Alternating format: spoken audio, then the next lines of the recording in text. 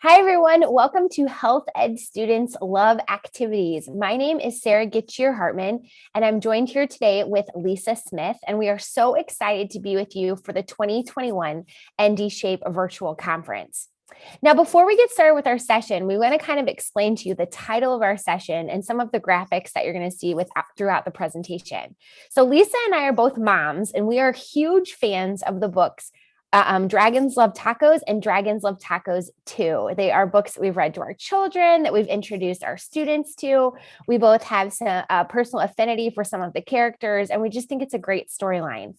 And in this story, the dragons are obsessed with tacos, and they talk about the amount of tacos that they eat, like buttloads of tacos and pantloads of tacos, and they just love tacos. And so when we were talking about creating a session for other health teachers like ourselves, we were talking about how our students just love doing different activities.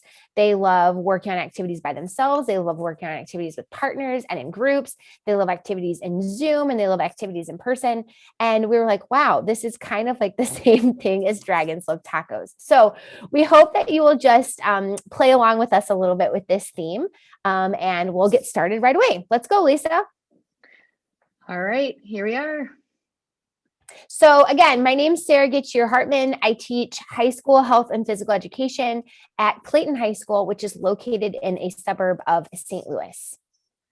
And I'm Lisa Smith, and I teach high school health and physical education at Lakeville South High School, which is just south of Minneapolis and not too far from you North Dakotans up there. So here we are today to bring you 10 of our most favorite health activities currently that we're doing in our classes, and we do them either at distance or in person. So these activities will work either way, and we're so excited to tell you how they all work and how they're going to fit into your teacher toolbox. Here we go. Now, at the bottom of every single slide, you'll notice that there is a green link to a tiny URL, and that link will take you to a resource document where all 10 of the activities that we're sharing with you today are listed. And then we've also embedded links to the different documents and the rubrics and helpful tips and tricks that you can use in order to use these activities with your students. So make sure that you make a note of that link and that you access it later once you've watched this presentation so that you can start to use all of these documents and resources within your own classes. All right, so activity number 1 is wellness wheels. So I'm sure that most of you are familiar with the dimensions of wellness, right? And the dimensions of wellness could include certain traits like social wellness, spiritual wellness, intellectual wellness. And depending on the resource that you use, there can be between usually about 6 to 10 different dimensions of wellness. So in my classes, I introduce my students to the dimensions of wellness. I actually use some of the activities that Andy Milne has on his website, which is called slowchathealth.com. And then after introducing my students to those concepts and the definitions of the different dimensions, they start to analyze their own wellness using a wellness wheel. A wellness wheel is a helpful tool for understanding how to create more balance in certain areas of your life. And it's a visual representation of like your overall health in that moment. So my students come to class, and this is when we're in person, and they each get a wellness wheel, and then using watercolor paints, they paint how they're doing by ranking each dimension of wellness on a scale of 1 to 10. So Lisa, if you could advance to that next picture, it will show you kind of what a finished wellness wheel looks like. These are obviously an amazing visual for students to look at. I asked them the question, if you were to just look at the painted parts of your wheel, would your wheel roll smoothly or would your wheel get stuck? And they start to identify their areas of growth, and they start to identify the areas where they're really struggling, or maybe even the areas where they're doing incredible things. And so from that, my students then answer a bunch of reflection questions and kind of dig into their wellness wheels. Now, this activity also works in a virtual or a hybrid environment. Instead of having students paint on paper, you can actually have them create a wellness wheel in a Google document where they just rank the different dimensions and then answer the reflection questions. And I've done it with both formats. Both formats are also in the resource document for you. And they have the same results. My students love this activity. It becomes a very helpful tool for them to use whenever they feel like they're having just a rough go at things. And it's a really, really memorable activity for them as well. Absolutely. Absolutely. And to piggyback off a little bit more on helping students do some self check-ins, this mood tracking chart is something that I use during my mental wellness unit. And it allows students to take a period of time and break it down to, however many different check-ins that you'd like to have them do during the day. So in this particular example, it's got 5 days of a week. And we break it down into 5 different check-in points. So in a typical school situation, when they're coming to school, my school has 6 periods of the day.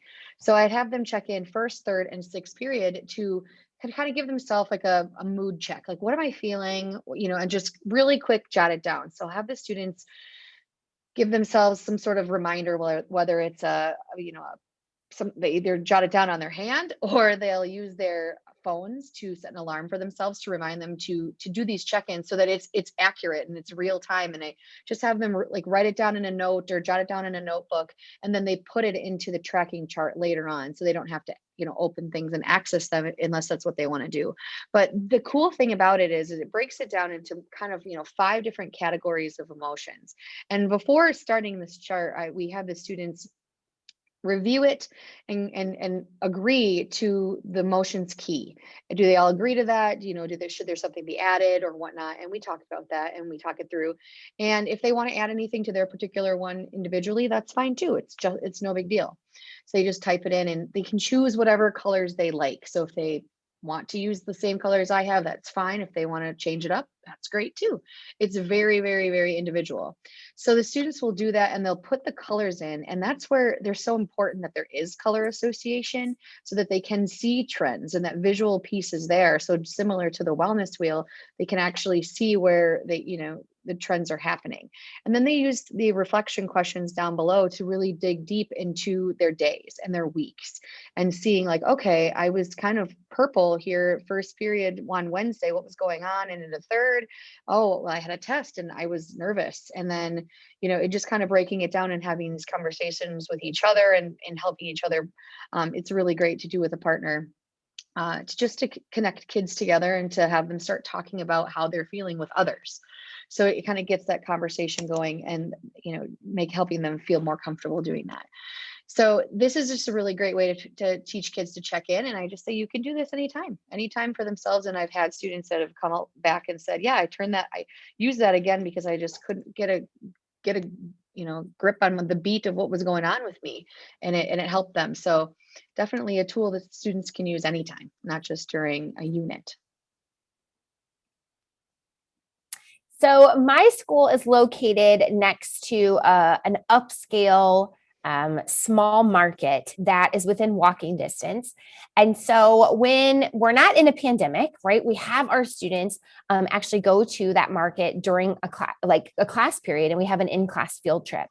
So we do this during our nutrition unit. And a lot of the information that we teach our students during our nutrition unit is based off of Michael Pollan's food rules. And his food rules start off with eat food, not too much, mostly plants. And then he has some other food rules like don't eat anything that your great grandmother wouldn't recognize as food, or don't eat anything with ingredients that are unpronounceable or unfamiliar to you, right? So through that lens, we have our students go to the grocery store, right? We walk over there as a group, and then we kind of set them loose throughout the store.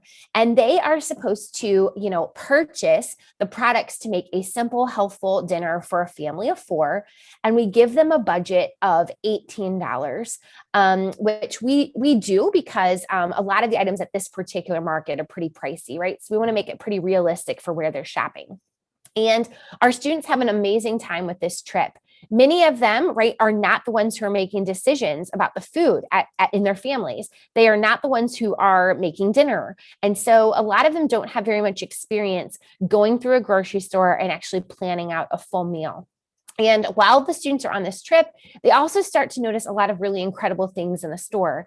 They notice product placement. They start to notice why certain sections of the store are located where they are. They pay attention to where the products are located on the specific shelves and how that affects the cost.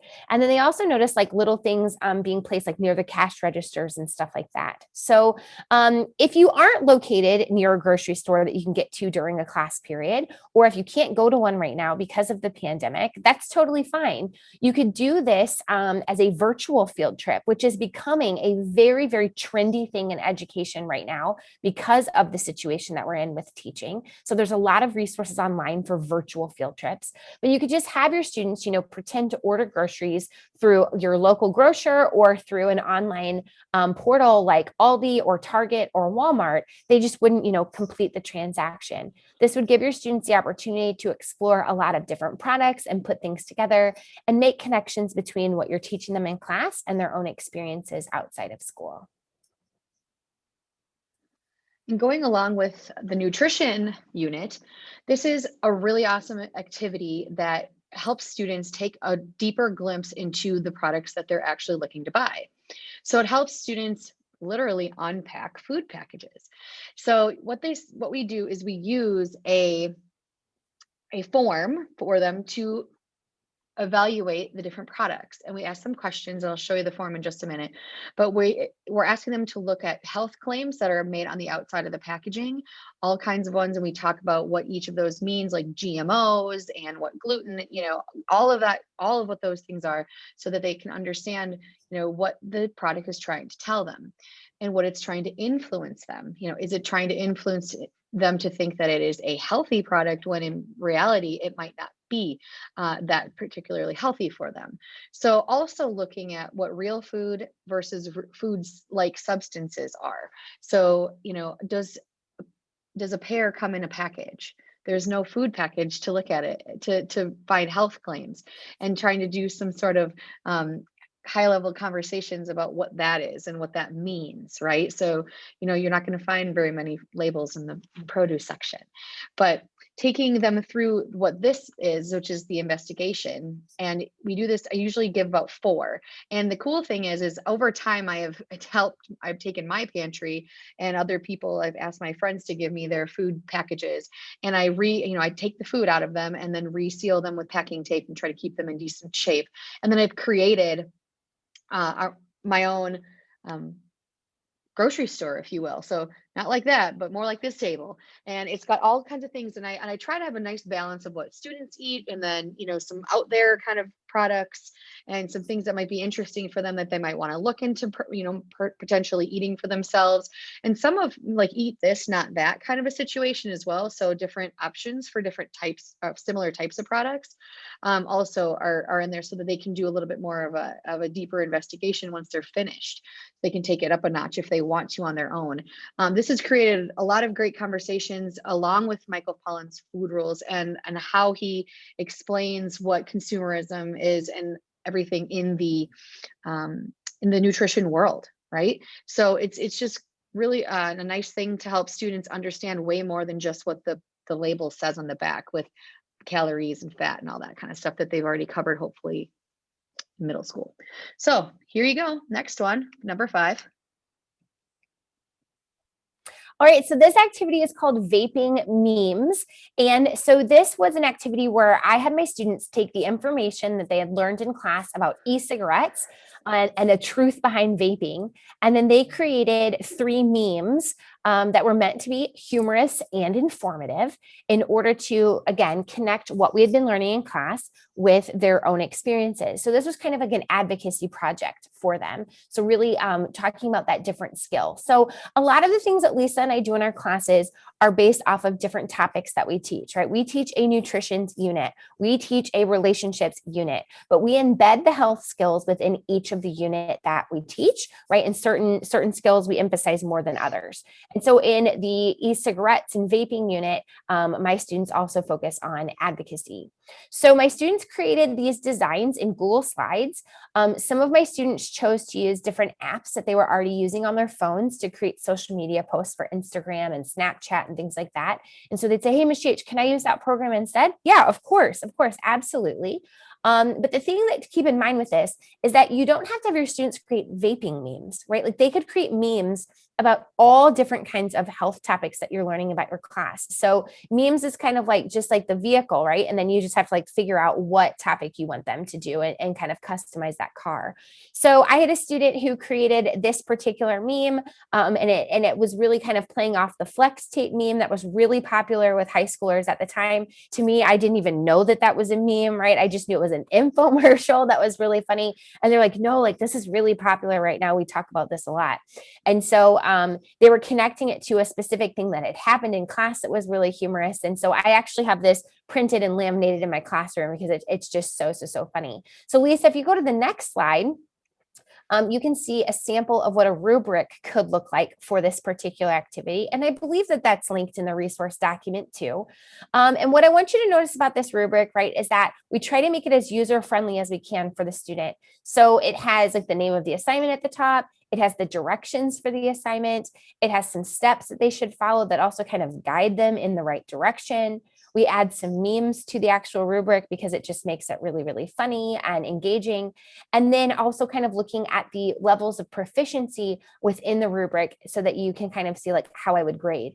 Now, if I'm being completely honest with you, right, and I had a chance to do this again, my point distribution and the percentages that I'm using for these different levels of proficiency would look different because, good teachers change things all the time. And one of the things that we update in my department at school all the time is our assessment practices. And so I probably wouldn't use these points and percentages again, but I definitely would use the rubric and just maybe change a little things here and there. So, right. So again, take this and make it work for you, but it shouldn't be completely identical, right? Because we teach in a different environment with different students. Absolutely. All right, mental health disorder PSA. So going along with something that could be transformed in any unit is just like the memes is PSAs. So PSAs I think are pretty prominent in the health education world because you can make a PSA for pretty much anything. And students, if you can get them to do it for their peers or for their parents or for the community or for the admin, you can start the advocacy piece and keep it rolling as well, where you can have students do some research and formulate what they need to do for the PSA and then pass it on to the audience that it's intended for. So this is a great way to have students do that, educate themselves and I let them choose a lot of the time, especially right now with the mental health piece is what they're interested in. And, I try to keep it balanced so that we don't have a bunch of the same pieces or same PSAs, but students really took to this last semester in a distance learning platform where they got to make it their own. And some students did something as similar as just making a screencast on their iPad. Some used very intensive film creating software, which was amazing. And they took this and ran with it.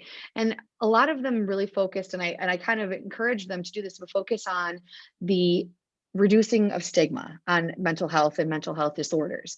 And so some students went that route and they did an amazing job on how to take care of, personal mental health, especially right now in a pandemic, and what that looks like for students transitioning between several different learning platforms and ways that they're coming to school or not being at school. And it really was very successful. So you could use this in any unit or content type, but for the most part, this has done really well for me in mental health. Number 7. Awesome. All right. So this activity is called March Madness Tournament. And again, this could be used for a wide variety of topics. But in my own experience, I've used this for a relationships unit. And I got this idea from Matt Pomeroy, who teaches in Wisconsin. So basically what this is it's a topic themed tournament that you can use to kick off your classes throughout that unit. So what I've done with my students is we've chosen personality characteristics that we think exemplify important traits in a healthy relationship. So things like compassion or trust or honesty or independence or a sense of humor. Intelligence would be another example of that. And then we kind of rank them and then we place them into a March Madness bracket. And then at the beginning of class, my students would take just a few minutes to fill out a Google form. And then I would add up the results from all of my different classes so that we would have an overall classroom champion. And so by the end of the unit, right, the traits would kind of progress through the tournament, just like March Madness. And then on the last day of the unit, we'd have the overall winner, and we would determine which trait we found to be the most important in a relationship.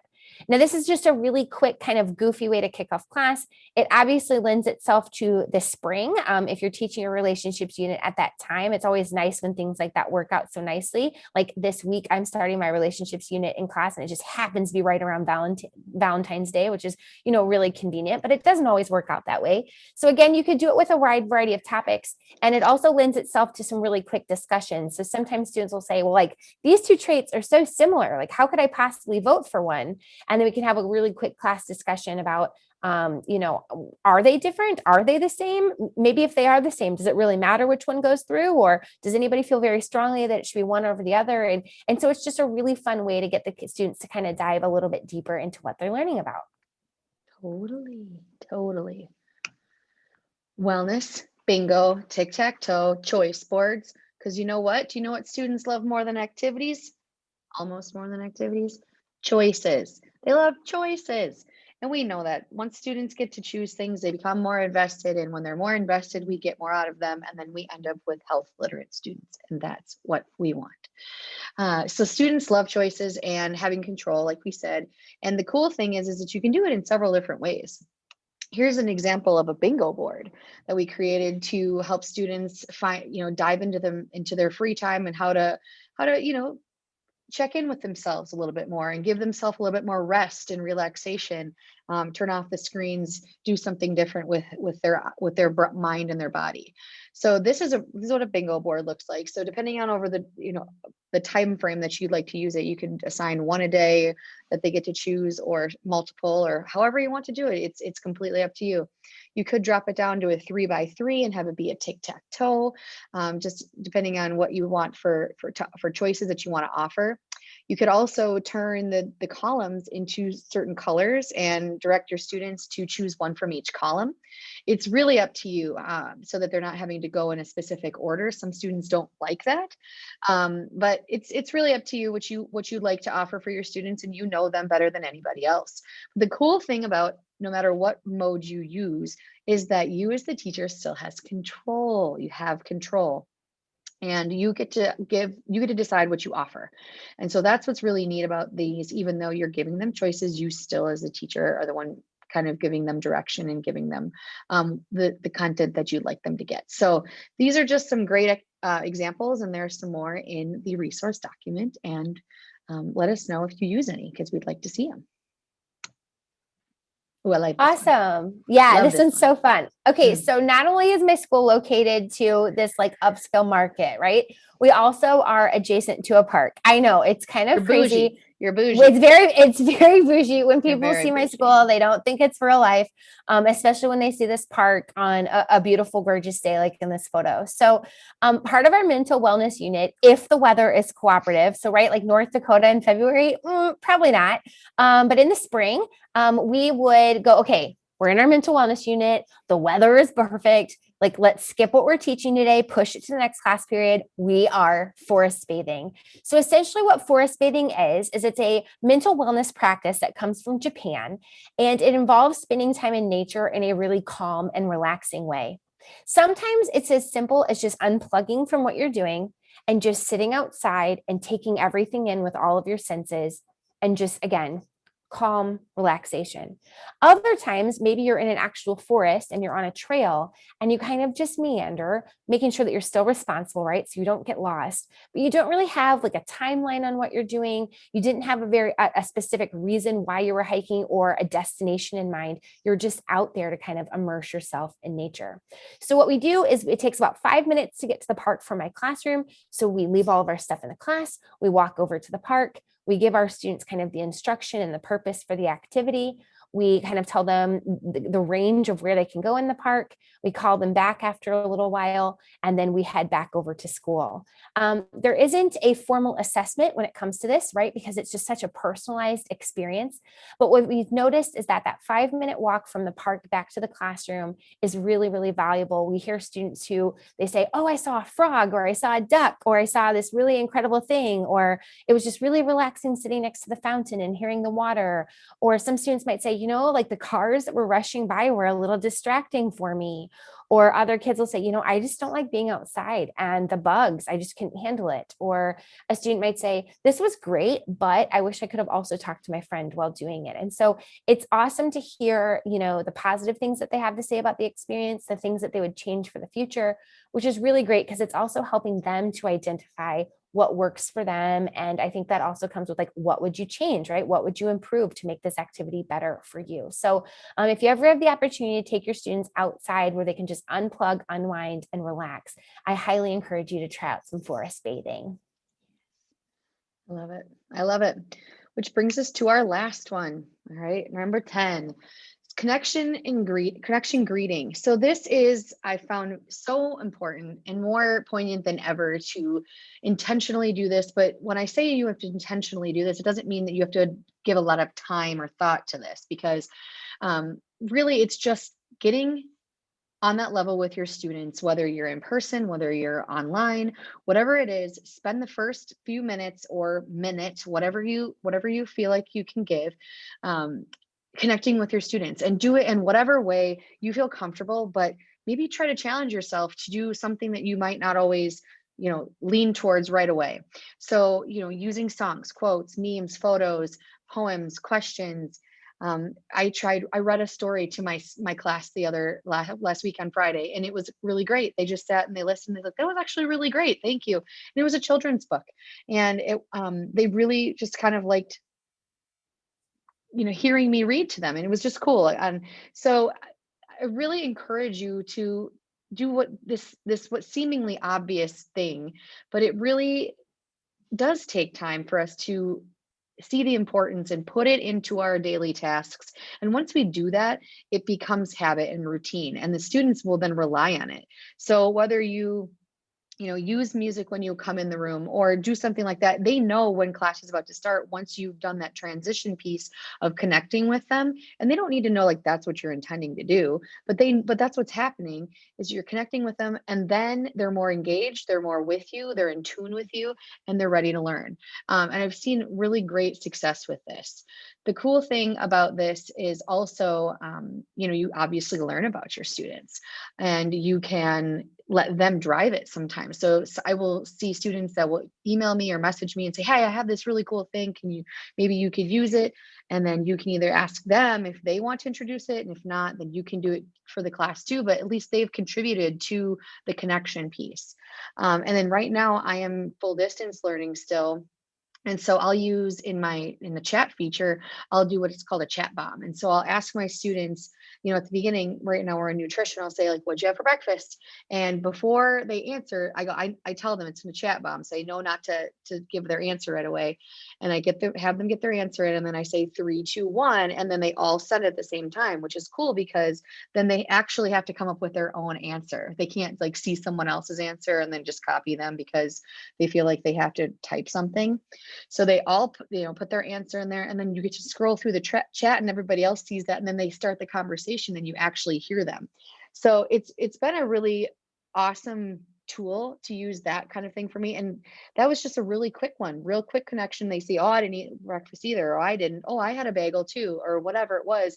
So they can and they start connecting with each other and with in the chat and online. And it's also teaching them how to use the chat appropriately, because even though we're in we're teaching high school, some students can make questionable choices in the chat, whereas they're learning to use it the right way and to use it responsibly and to have conversations responsibly. And then I'll say, all right, cool, we're going to put that chat to rest now, and then I move on with the class. So that's kind of the way that I use the chat to connect my students in one way during the class. But there's so many ways, go out on a limb, and I think you'll be pleasantly surprised with what it'll do for your class. So that is that. That's our last one that we have. Sarah, do you have anything else to add?